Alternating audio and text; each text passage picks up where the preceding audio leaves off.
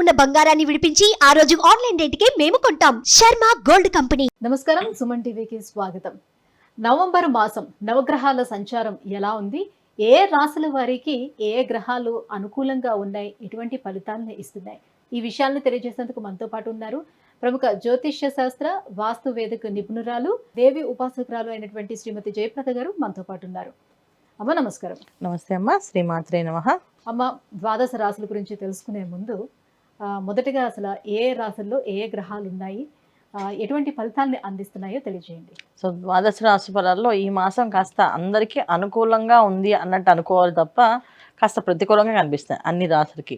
అయితే గోచారంలో మనం చూసుకున్నట్టయితే వృషభ రాశిలో గురువు. సో గురువు వృషభ రాశిలో ఉన్న వక్రించి ఉన్నాడు ఆయన, అంటే వక్రగతితో మళ్ళీ తిరుగుమంగా ఉన్నాడు ఆయన. అందువల్ల వృషభ రాశిలో గురువు, కర్కాటక రాశిలో కుజుడు, కన్యా రాశిలో కేతువు, తులారాశిలో రవి. రవి అక్కడ తులారాశిలో ఉండడం ఏంటంటే కొంచెం బలహీనంగా అని చెప్తాను, అంటే నీచ స్థితి అని చెప్తారు. కాకపోతే ఏంటంటే దాన్ని నీచ స్థితి అనకుండా బలహీన అని చెప్పి చెప్తున్నాం. వృశ్చిక రాశిలో బుధుడు, శుక్రుడు, కుంభరాశిలో శని భగవాన్ వక్రగతితో ఉన్నాడు. ఈ విధంగా మన గోచారంలో ఉన్న గ్రహాలు, నవగ్రహాలన్నీ ఈ విధంగా ఉన్నాయి. సో ఈ విధంగా ఉండడం వల్ల ఏంటి అంటే కాస్త కొన్ని రాశులకి కాస్త ప్రతికూలంగా కనిపిస్తుంది, కొన్ని రాశులకి అనుకూలంగా ఉంది. అనుకూలంగా ఉన్న రాశులు హ్యాపీగా ఉన్నాయి అనుకోవడానికి కూడా లేదు. ఇక్కడ మళ్ళీ కుజుడు ఇక్కడ కర్కాటకంలో ఉన్నారు కనుక కాస్త అంత ఇబ్బంది పెట్టే లక్షణాలు కనిపిస్తున్నాయి మనకి. అందువల్ల ఏంటంటే ప్రతి మాసంలో మనకి ఏదైనా గ్రహస్థితి బాగాలేకపోతే కానీ భగవంతుడు ఒక అనుగ్రహం మనకు ఉంటే ఖచ్చితంగా సో మనకి బాగుంటుంది.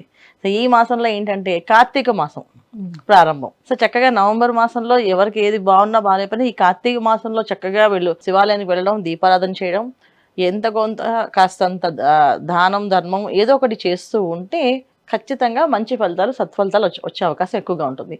కానీ భగవంతుడు నామస్మరణ చేసుకుంటూ మంచి ఫలితాలు అందుకునే అవకాశం ఎక్కువగా ఉంటుంది. సో భగవంతుడు ఎప్పుడు మనకి ఇచ్చిన వరం ఏంటంటే ప్రతి మాసం ఒక్కొక్క, గత మాసంలో అమ్మవారి నవరాత్రులు, ఈ మాసంలో కార్తీక మాసం. చక్కగా ఈ కార్తీక మాసాన్ని వినియోగించుకొని ఎవరికి బాగాలేదో వాళ్ళు చక్కగా దైవారాధన చేసుకుంటూ దైవనామస్మరణ చేసుకుంటూ వెళ్తే అన్ని అనుకూలంగా మారుతాయి. అమ్మ, మకర రాశి వారికి నవంబర్ మాసం ఎలా ఉండబోతుంది? నవగ్రహాల స్థితిగతులు వీరికి అనుకూలిస్తున్నాయా, ప్రతికూలంగా ఉన్నాయా? తప్పకుండా నాన్న, మకర రాశి వాళ్ళకి ఈ మాసం అనుకూలంగానే ఉంది. ఎందుకంటే ఎప్పటి నుంచో వీళ్ళకి గత మాసంగా అంతకుముందు మాసం కంటే కూడా ఈ మాసం కొంచెం అనుకూలంగా ఏ పనైనా విజయవంతంగా సాధించే లక్షణాలు కనిపిస్తున్నాయి. చక్కగా వివాహం అయ్యి మంచి అమ్మాయి రావడం, మంచి అబ్బాయి రావడం అలా జరిగే అవకాశం ఎక్కువగా కనిపిస్తుంది ఈ మాసంలో. ఇంకా వ్యాపారస్తులకి జీవిత భాగస్వామి వాళ్ళ కాస్తంత ప్రతికూల కనిపిస్తుంది వాళ్ళ దగ్గర. సప్తమ స్థానంలో కుజుడు ఉండడం వల్ల కాస్తంత అంటే విధంగా ఏంటంటే వీళ్ళు స్లో ఉంటే వాళ్ళు స్పీడ్ ఉండడం, వీళ్ళు స్పీడ్ ఉంటే వాళ్ళు స్లో ఉండడం, అలా ఆపోజిట్గా కనిపిస్తుంది. అంటే అది ప్రతికూలం అని అనుకోవాలి, కాకపోతే ఏంటంటే కాస్తంత అనుకూలంగా అనుకోవచ్చు. ఎందుకంటే ఎప్పుడూ ఒకరు తగ్గాలి, ఒకరు మాట్లాడాలి, గట్టిగా ఉండాలి, ఒకరు నార్మల్గా సాఫ్ట్గా చెప్పాలనుకుంటాం కదా. ఆ లక్షణాలు కూడా చూసుకుంటే పాజిటివ్గా చూసుకోవచ్చు, ఆ విధమైన విషయాలను చూసుకోవచ్చు. అలా కూడా వచ్చే అవకాశం ఎక్కువగా ఉంది.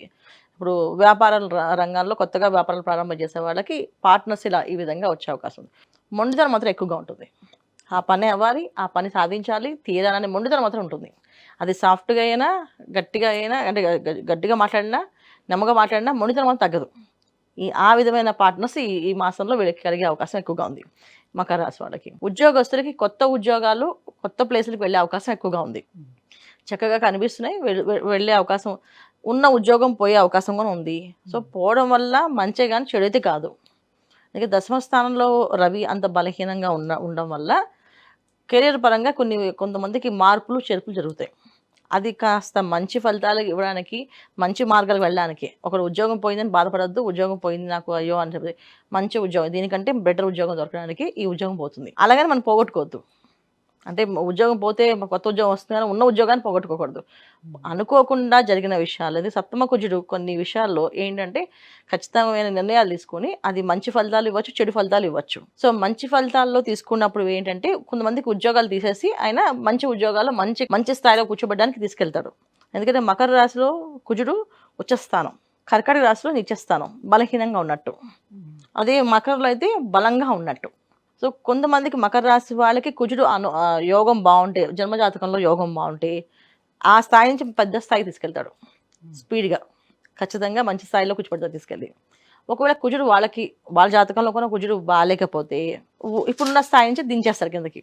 ఇంకాస్త కిందకి దిగిపోయే అవకాశం ఉంటుంది. ఎందుకంటే ఇక్కడ రవి బలహీనంగా ఉండడం వల్ల దిగే అవకాశం ఎక్కువగా ఉంటుంది. అందువల్ల ఏంటంటే మకర రాశి వాళ్ళకి ఏం జరిగినా మంచికే జరిగింది అనుకోని, ఇది మా మంచికే, ఒకటి ఉద్యోగం పోయింది మా మంచికే, మంచి ఉద్యోగం దొరుకుతుంది.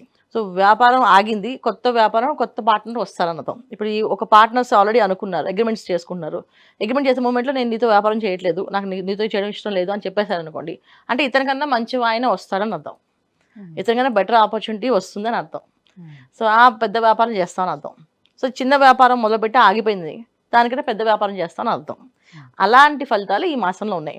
అంటే ఇప్పుడు మనం ఇది అనుకూలంగా తీసుకోవాలా ప్రతికూలంగా తీసుకోవాలా అంటే అనుకూలంగానే తీసుకోవాలి. అయితే దశమ స్థానంలో ఉన్నటువంటి రవి కానీ, సప్తమ స్థానంలో ఉన్నటువంటి కుజుడు కానీ, అలాగే ఏలినాటి శని కూడా వీళ్ళకి నడుస్తూ ఉంది కాబట్టి వీటన్నిటి అనుకూలత కోసం మరి ఎలాంటి పూజా కార్యక్రమాలు అవలంబించుకోవాలి, ఏ దైవారాధన చేసుకోవాలి, ఎలాంటి పరిహారాలను పాటించాలి? తప్పకుండా అన్న. దశమ స్థానంలో రవి ఉండడం వల్ల ఏంటంటే ఒక విధంగా ఏంటంటే వీళ్ళకి ఒక రకమైన భయం వస్తుంది. ఆ భయాన్ని అధిగమించాలి. మేము చేయలేమో, మా వల్ల కాదేమో అని ఒక భయం కలుగుతుంది. ఆ భయాన్ని అధిగమించాలంటే చక్కగా హనుమాన్ చాలీస చదువుకోవడం, హనుమాన్ చాలీస చదువుతూ ఉండడం కంటిన్యూ, అయితే ఓం నమో హనుమతే నమః అనుకోవడం, శివాయ గురువే నమః అనుకోవడం, ఇలాంటి మధ్యాంతి మంత్రాలతో ఏదో ఒక స్తోత్రపారాయణ చేసుకుంటూ ధైర్యంగా ముందుకు వెళ్తూ ఉంటే అన్ని పనులు అవుతాయి. వ్యాపారాల్లో రాణించాలనుకునే వాళ్ళు మంగళవారం పూట గణపతి ఆరాధన చేయాలి. సో మంగళవారం గణపతి ఆరాధన చేయడం వల్ల వీళ్ళకి అన్ని అనుకూలంగా మారుతుంది. సో వివాహ ప్రయత్నాలు, ఉద్యోగ ప్రయత్నాలు ఏదైతే చేస్తారో వీళ్ళందరూ ఆదివారం చక్కగా నవగ్రహ ప్రదక్షిణ చేయాలి. సో నవగ్రహ ప్రదక్షిణాలు చేయడం వల్ల అన్ని అనుకూలంగా మారుతుంది. సో మకర రాశి వాళ్ళు చేయాల్సిన పని ఏంటంటే మిగతా రంగాల్లో ఉన్న వాళ్ళందరూ నవగ్రహ ప్రదక్షిణ ఆదివారం పూట చేయాలి. వ్యాపారాల్లో ముఖ్యంగా వ్యాపారాలతో లావాదేవీ సంబంధాలు పార్ట్నర్స్తో ఉన్నప్పుడు వీళ్ళు మంగళవారం పూట గణపతి ఆరాధన చేయాలి. అప్పుడు అనుకూలంగా మారుతుంది. ఇది ఈ మాసం వీళ్ళు చేసుకోవాల్సిన పరిహారాలు. అమ్మ, మకర రాశి వారు ఈ నవంబర్ మాసము వీళ్ళందరికీ ఎలా ఉండబోతుంది, ఎటువంటి పరిహారాన్ని పాటించుకోవాలి, విషయాన్ని తెలియజేసినందుకు ధన్యవాదాలు. నమస్తే అమ్మ. శ్రీమాత్రే నమః.